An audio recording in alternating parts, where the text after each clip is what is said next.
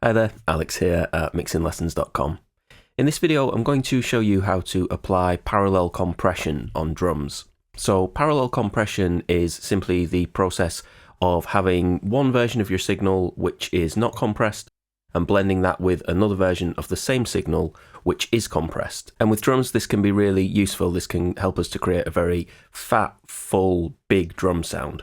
And so we'll have a look at how to set this up and we'll have a listen to how it sounds. Okay, so the first thing that we need to do is we need to set things up in a way where we have two versions of the same signal. So at the moment we've got a simple drum recording here, kick, snare, rack tom, floor tom, and two overheads.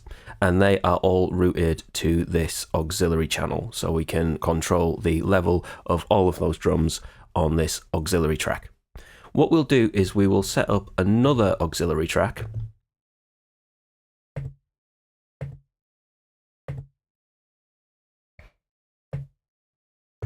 We'll call this parallel compression.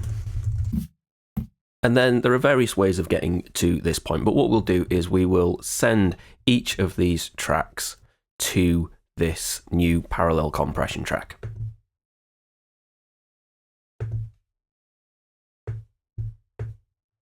So we'll just copy that across, and then we will set each of these to 0.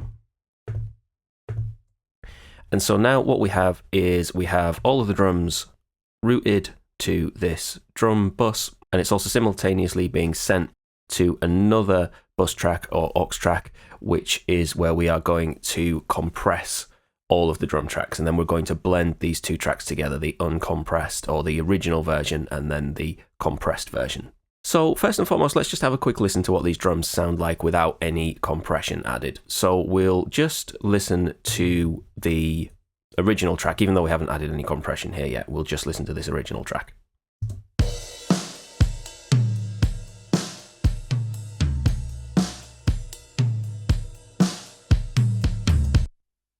So on this track, we will add a compressor. So we'll use the 1176. Now, something worth knowing is that actually, with a lot of compressors, they will often have a mix knob like this one. And this actually does the same thing as parallel compression. This lets you choose a blend between the original and the compressed version of the signal.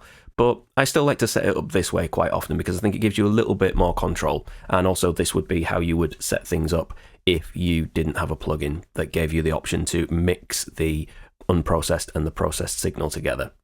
So what we want to do here is we want to compress the drums quite heavily on this compression track. So what we'll do is we will choose quite a high ratio. So we'll choose 12:1. I'm going to choose fast attack and release times to begin with. Now it's worth knowing that on the 1176, the faster side is to the right, which is a little bit different to most compressors. So the faster attack and release settings are over on the right rather than the left. And what I want to do here is I want to dial in quite a heavy amount of compression. I'm going to go further with this than I normally would if I wasn't using parallel compression. So I'll add an amount of compression which is probably inappropriate for most mixes, but obviously we're then going to blend this with the unprocessed track, with the unprocessed signal, and so we'll get a blend of the two. So with the compressed track, what we want to do is we want to create quite a heavily compressed version. And generally with parallel compression, that fast attack is important so that you really tame down the transients and get things under control with your compressor. So let's dial this compression in, and at the moment we've got the unprocessed, the uncompressed version of the signal muted. So we're only listening to the compressed version.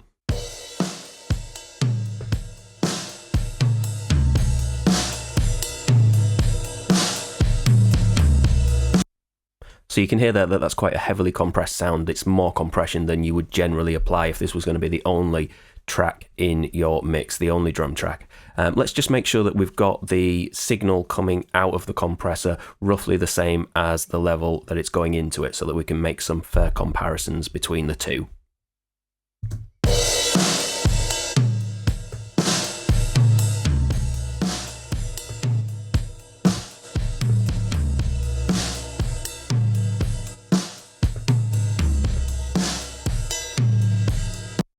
So what we'll do now is we will turn this parallel compression drum track all the way down.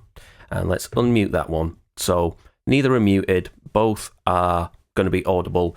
when we turn this one up. So we'll start just with the original, the unprocessed version of the drums, and then we're just dialing in this compressed version to taste, really.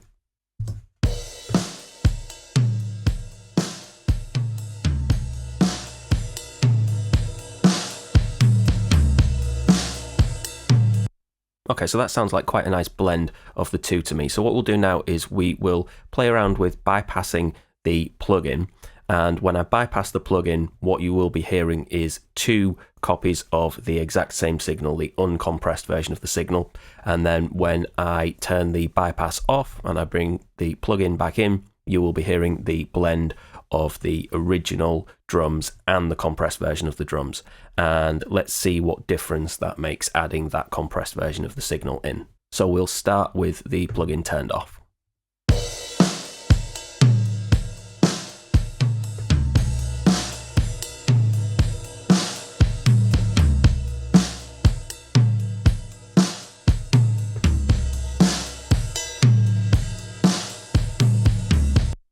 Okay, so that makes quite a big difference. It adds some body, some sustain, it maybe fattens the drums up a little bit, but the nice thing is that it's not losing the punch and some of the more natural feel that the drums originally had.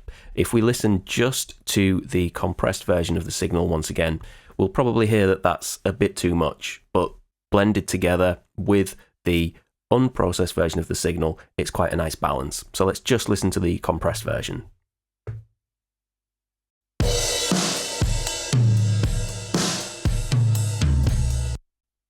Yeah, so I think that's too much. That's too much compression. There aren't many mixes where that would be appropriate. Maybe you could use it as an effect just for the bridge of a song perhaps, but generally that would be too much compression. But again, let's listen to the blended version.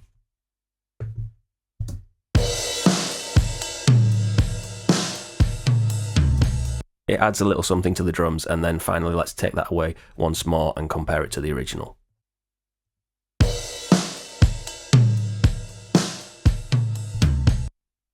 So the original is nice, but I think there's a bit more fatness and a bit more energy to the drums with the compressed version of the signal blended in. So let's have a quick think about what's actually happening when we're doing this. Generally, when you apply compression to drums with a fast attack time, what you're doing is you're turning down the transients, you're turning down the initial impact of the drums. And so the more you turn those down, the fatter the drums become, because they come down in level closer to the body or the sustain of the drum. And in so doing, you get this longer, fuller, fatter note. But obviously that can go a little bit too far, which is really what we've done with this track. We've pushed that too far where it starts to lose the punch because those transients are being turned down. But when you blend that with the original, with the uncompressed version of the drums, where all of those transients are still intact and all of that impact is still there, and you blend the two together, you get kind of the best of both worlds. And so this can be a really useful process for making your drums punchy and fat and sounding really big. And achieving things like fatness or punch with a compressor are 2 of the things that I talk about in my free compression cheat sheet. That's a free guide which will walk you through how to set your compressor to make things fatter or punchier, or how to achieve level balance out of tracks as well using a compressor. And so I would highly recommend that you check that out. Thank you very much for watching this video. I'll leave a link on screen to a video which will walk you through the 1176 range of compressors, and it'll give you a bit more of an insight into how to use an 1176 if you're interested in how to use those. Thank you very much for watching this video, and I'll see you again next time.